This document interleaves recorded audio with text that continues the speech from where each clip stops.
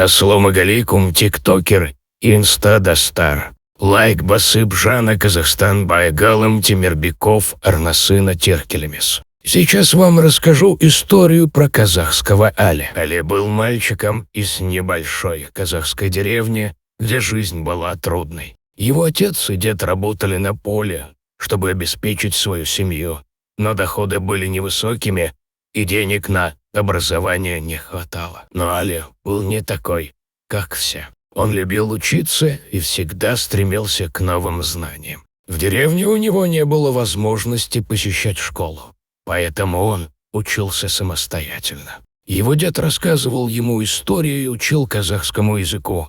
Али изучал математику и другие предметы по книгам, которые ему удалось достать. Однажды Али услышал о конкурсе на лучшее сочинение, организованном в столице Казахстана. Призом была стипендия на обучение в лучшем университете страны.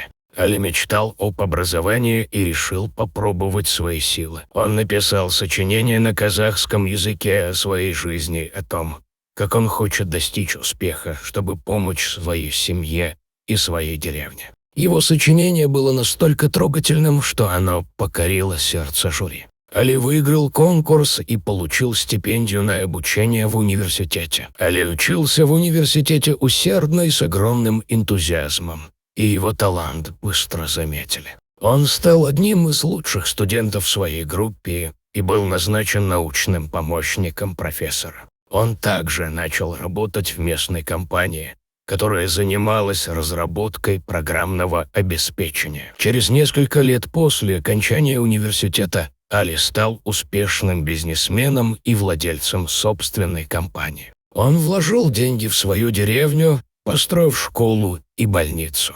Он также организовал фонд, который помогал молодым людям из деревни получать образование и начинать карьеру. Али стал героем для многих людей в Казахстане и за его пределами.